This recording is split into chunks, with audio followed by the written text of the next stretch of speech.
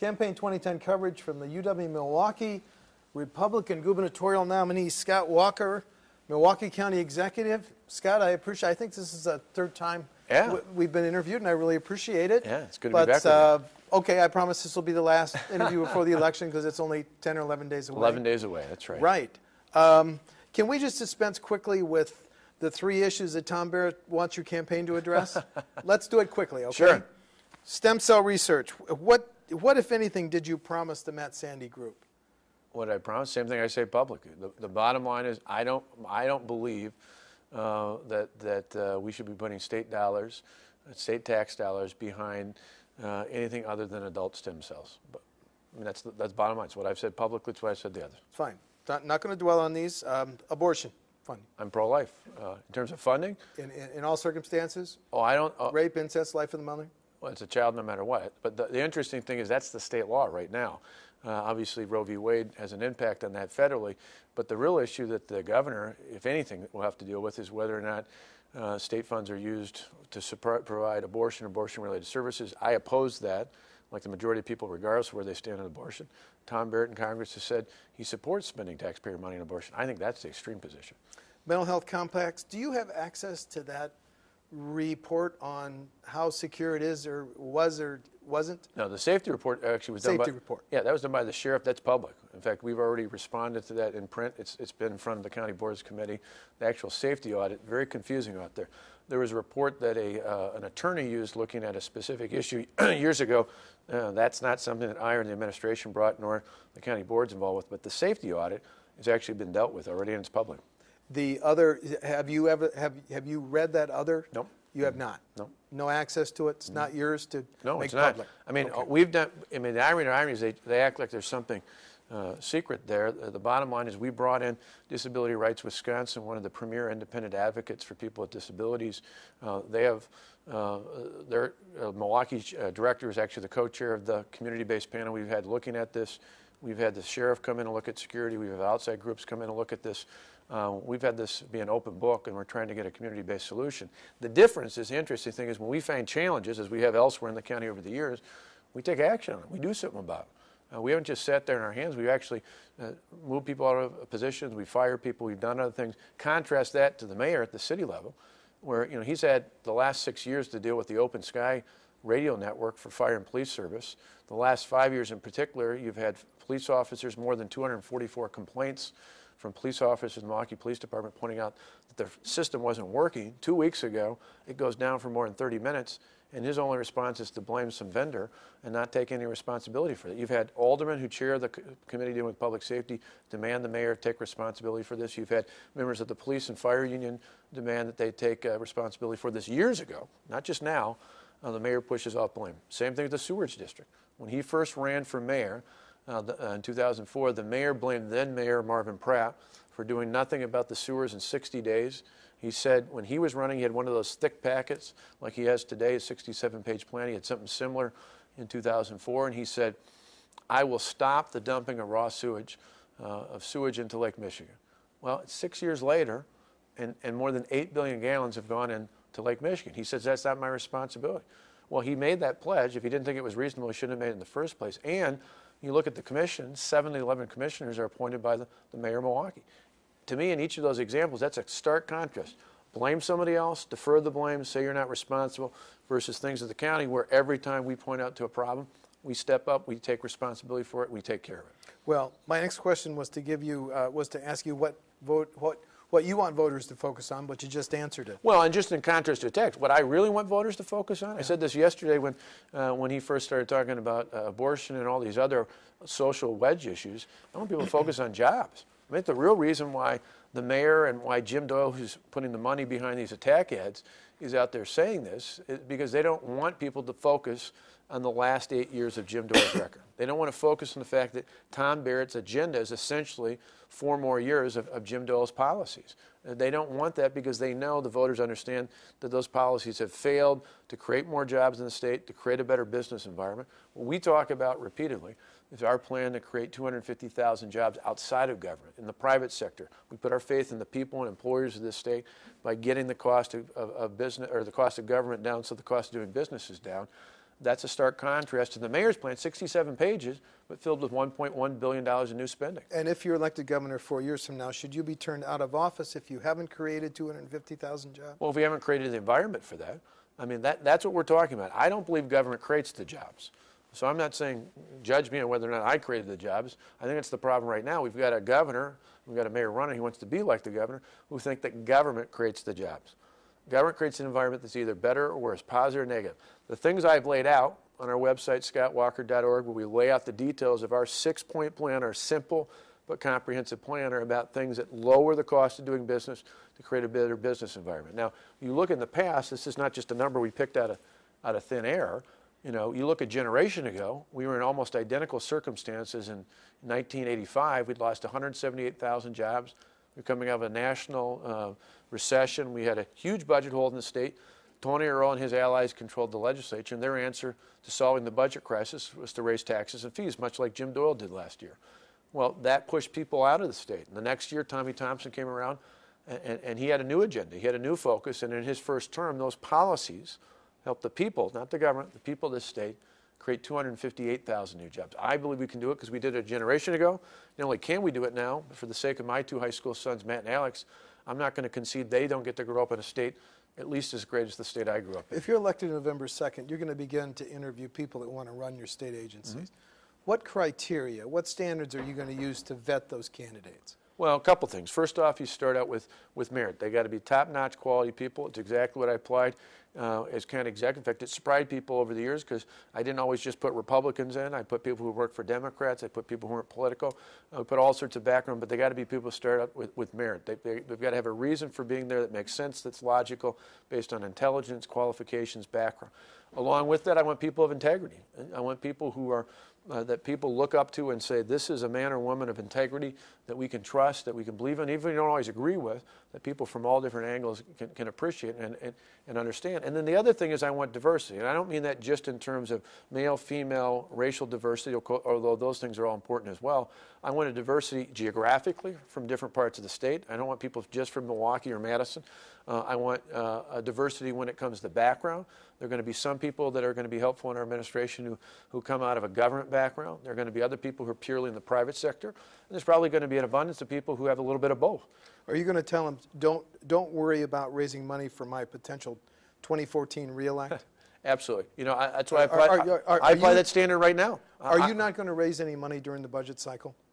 During the budget? Well, I'm done with it by February. No. I mean, for me, the governor, the legislators should be the ones worrying about that. The governor doesn't have a say in that. From the time I hand it off in February, it's up to members of the state legislature. Okay, but are you at any point going to stop raising money, stop getting campaign donations because we're in the middle of a budget debate cycle? You haven't signed it yet. No, I think in our case, what you'd look at is once the legislature gives me that and we have to start considering vetoes, we're not going to do anything else during that time period other than focus in on vetoes. And that's what I've done as county executive. In fact, you go back to asking a question about cabinet secretaries.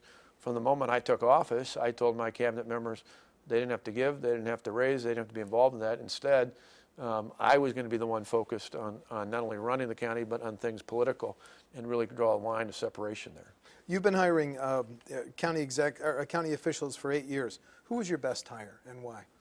Oh, there's so many good ones. I mean, I look at a guy like Rob Hankin, who's now the Public Policy Forum Director, a guy who's a good example, worked for a Democrat, but just incredibly bright, great on merit, had full of integrity. He ended up being a tremendous asset for me because he had credibility with the board, but yet he was someone who was very consistent with the principles I wanted for fiscal responsibility. He ended up being a great hire. But he was in a list of long great hires. Linda Seemeyer, Bill Domina, Sue Black, my Parks Director, the list goes on and on. Linda Seemeyer was just spectacular along the way. I mean, just some really good people out there. Corey Holes. After you put down your right arm for taking the oath as governor, you're going to call a special session? Yeah. Are you going to have a bill to put before him on jobs? Yeah. You are? We're going to have a series. We're going to talk about small business tax relief, lowering the tax burden for small businesses 50 employees or under. We're going to talk about regulatory and litigation reform. We're going to talk about repealing the state tax and health savings accounts. All of those things are things that literally, not just on January 3rd, but after November 2nd, November 3rd, November 4th, November 5th, I'm going to start reaching out to lawmakers in both political parties in both chambers and talk about how we can draft legislation that I think can bring a broad cross-section of people in both political parties together. And I think there's going to be a willingness, particularly after everybody else takes that oath of office, a great willingness to get down and get to work and help people get to work. Is your special session bill going to repeal combined reporting? No. You're going to do that in the budget bill? Yeah, our look at something that would phase that out over time would have to be done during the budget. But this is literally looking at small businesses, things we can do to kickstart that plan to create 250,000 jobs. And I think the things we're talking about will have relatively little, if any, controversy. We can get a big vote. We can get big support behind that. Not only is it important in terms of the substance, which in of itself is important, I think even larger importance is the symbol. The message that we send to small businesses that instead of being an obstacle, the government now is willing to be an ally and a supporter of small businesses creating jobs. Is your budget bill going to repeal the tax increase on capital gains?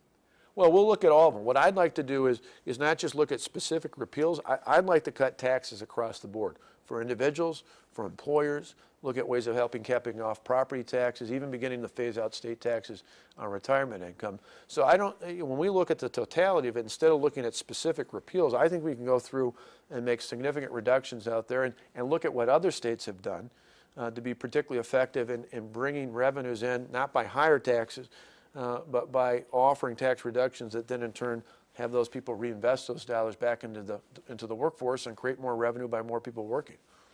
As you know, right now, state aid for K-12 is 62%. Yeah. That's less than 2/3 that you and I watched be passed. Do you think that I voted for? That you voted for? Do you think your budget can hold the 62% or no?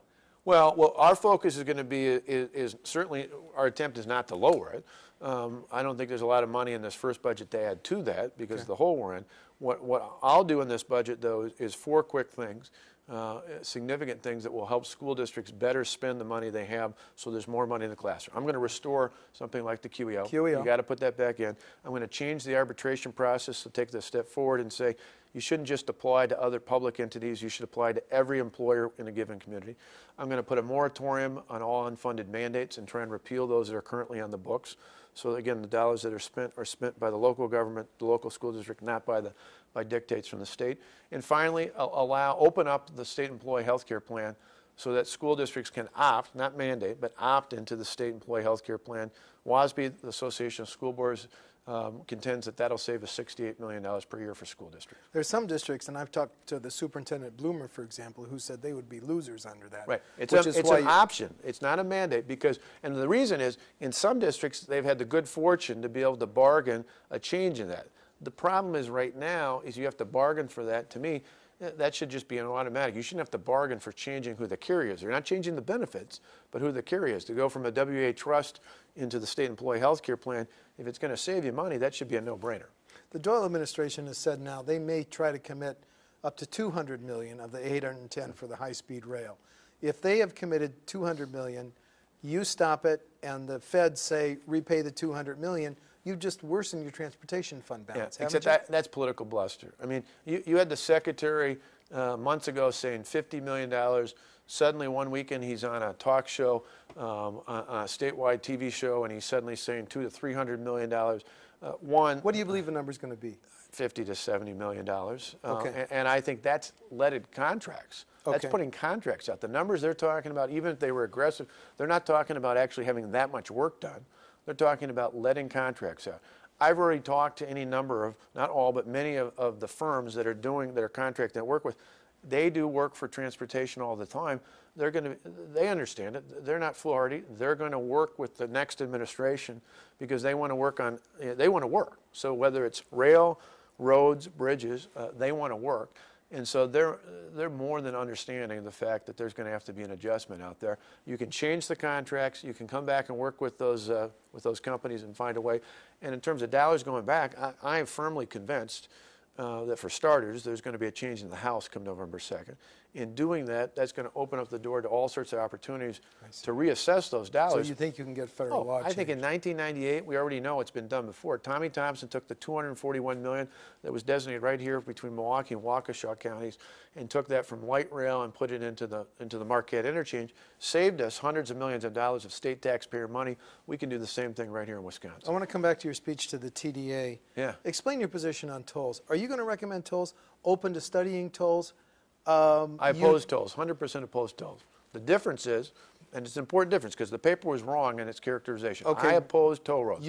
I'm saying if you're putting in, say, I-94, if you've got 2 lanes like we have right now, those 2 lanes should stay free. You want to go up and down, absolutely free. If you add a new lane in the middle in either direction, that's a new HOV, high-speed, hot lane, and people to pay for that so it doesn't come from higher gas taxes, want to pay with something like an I-Pass like they have in Illinois where you put a pass on and you can zoom right through there, I'm open to that. So if you widen... But the distinction is, it tolls where the problem people have is not just in the price of paying for it, it's the inconvenience of going through a toll booth. I don't want that at all. That's an absolute mess. I the open road concept. I've opposed it in 04, I oppose it now.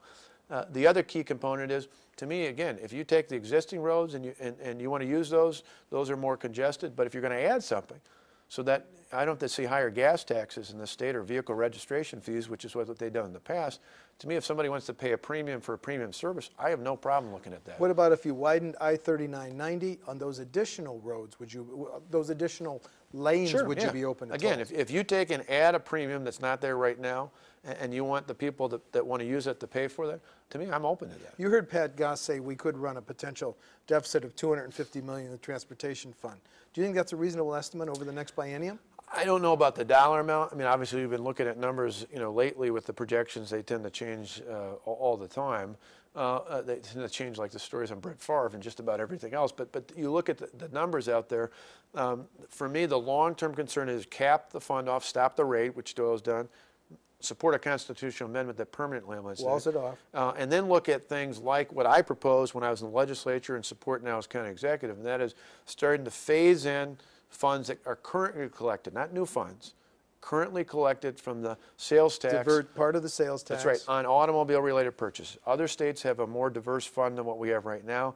It makes sense because, again, the people who use cars and trucks are paying through gas tax and vehicle registration fee. Why not the sales tax they pay on those vehicles? You take the growth off of that. You're not taking away from the base, so you're not creating a hole. You take the growth on that over the next couple of years of the biennium, and that could really help. Is it time to index the gas tax again? I don't think so. Okay. I actually think diversification is better. And the reason is, as cars become more fuel efficient, we needed to move away from just the gas tax anyway, because the miles traveled continue to put the wear and tear on the roads, but the vehicles are becoming more cost effective. You've got to find other ways to use existing revenues related to transportation to maintain those roads so that we, not only for the roads, but from an economic development standpoint. If we're trying to attract businesses, say down in Rock County to fill in where GM and Parker Penn and others were in Janesville, one of the key advantages to trying to draw them in is saying, we've got a good, strong interstate system. Here are the interchanges you can bring your product in and out of.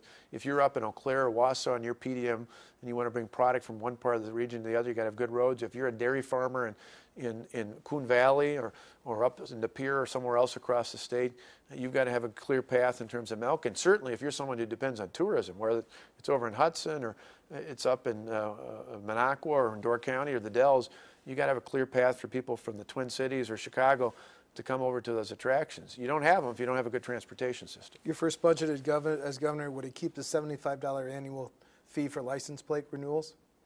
It gives it not repealing it? It would, no. I think you keep it intact. I mean, I think for us, what we're looking at is these other revenue sources that currently exist, starting to transfer the growth in those in. Okay. You're well aware you wouldn't be able to wave a wand and get state workers to contribute 5% towards the pensions. That's right.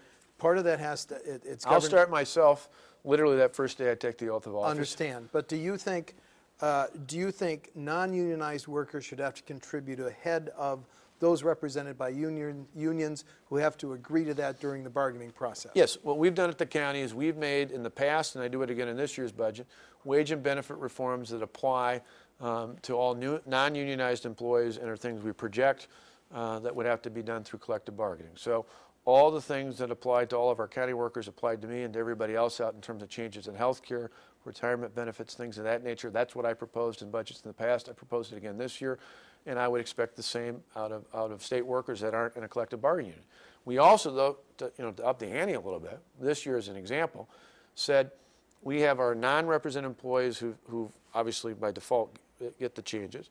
We had several of our significant unions that agreed to the changes, and so they're over there. I said for all the other unions that haven't agreed to that, we're saying we're projecting this. If it doesn't happen, in our case, we put up to 26 furlough days, and just for those employees who aren't helping us balance the budget. So it's just about fairness. You got a group here who's helping to balance the budget, whether they're in a union or not. You got a group here who's not. Until this group steps up, we have a fallback to apply to. We're going to look at things like that for the state. Do you expect to ask state workers to have more furlough days just because of the fiscal deficit you're looking at? No. Again, what I'd prefer to do is what I've done at the county, which is to say, let's put in place long-term reforms that help us not only balance this budget, but equally, if not more importantly, help us not kick the can into the future and pass on that structural deficit. One of the biggest problems, amongst others, with the economy, but from a budget standpoint, one of the biggest faults of Governor Doyle's legacy as governor has been, he inherited some challenges because of 9/11 and what happened not long after that with the economy, but he didn't fix them. He, in many cases, made them worse. He raided the patient compensation fund, which legally, obviously, we have to pay back now. He raided the transportation fund. This last budget, the current budget we're in right now, instead of raiding that, he took $2.2 billion of stimulus money that was supposed to go for one-time projects like roads and bridges and infrastructure, and instead used it for the Medicaid and school aid formula.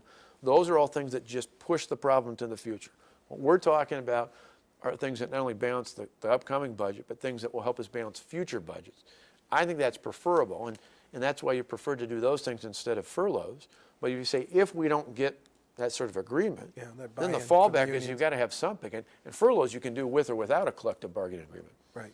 But you also got to be smart on those. I mean, Doyle was not smart when it came to furloughs either. I mean, we're at a university campus right here. There are people furloughed at this campus and others across the state who don't get any of their funding from GPR. They get them from grants from federal or private. Accounts. That money had to be sent back. That's like cutting your nose off to spite yourself.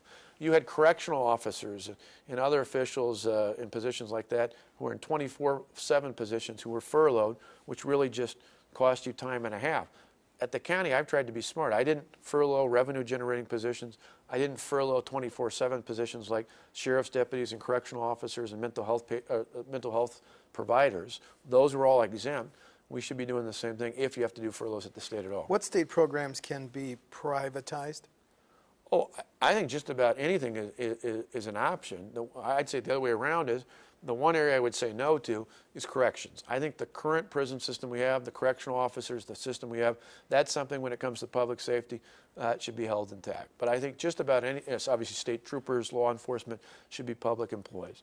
But the rest, if it saves money, now unlike Doyle, who had an arbitrary number and he started putting proposals out there for privatization early on and then pulled back because they actually cost more money, I'm not going to do things unless they make sense financially. But to me, anything. I mean, we proposed at the county level just over, I think, almost $13 million worth of privatization items out there. We got through about $8.5 million. Those are mainly things like food service, housekeeping, perimeter security. Those are all things that can be done reasonably well, and some of those things are already done at the state. In your 8 years as county exec, you paid a lot of attention to the property tax levy. So here's my question.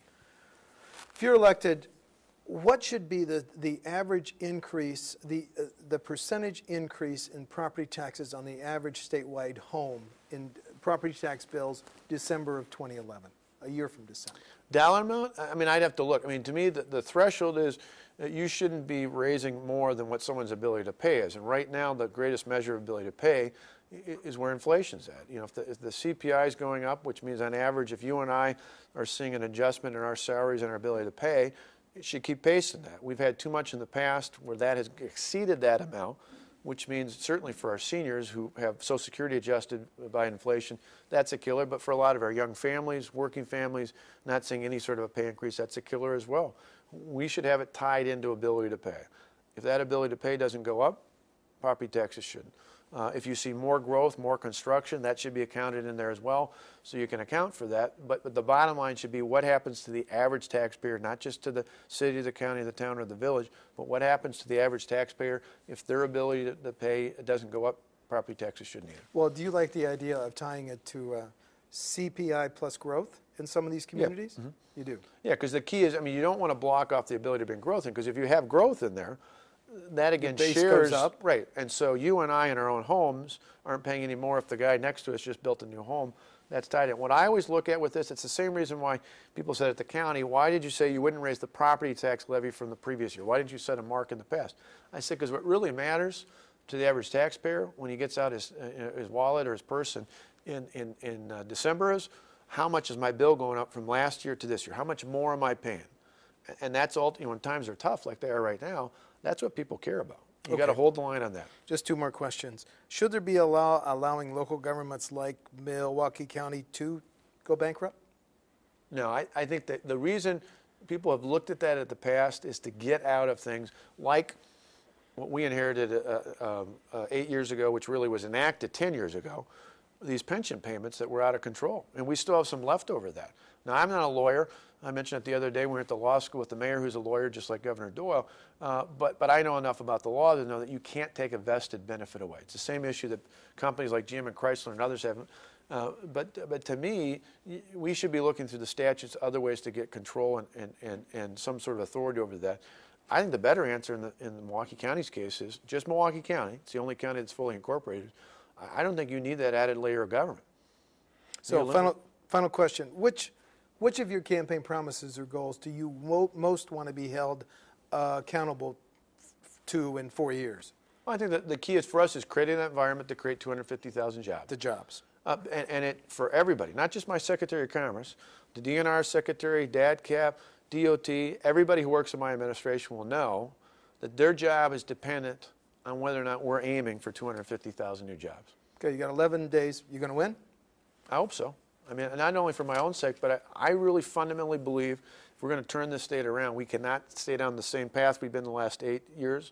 And as much as I've worked with the mayor and like him on certain issues here or there, the bottom line is I think we get 4 more years of the same. As someone who plans on staying in this state, someday retiring in this state, and hoping my kids stay in this state, I want to make sure we turn the state around, and I'm hoping the voters will choose to vote for me and help us get the job done. Scott Walker, Republican candidate for governor, thanks for coming in. Good to be with you, Steve. I appreciate it.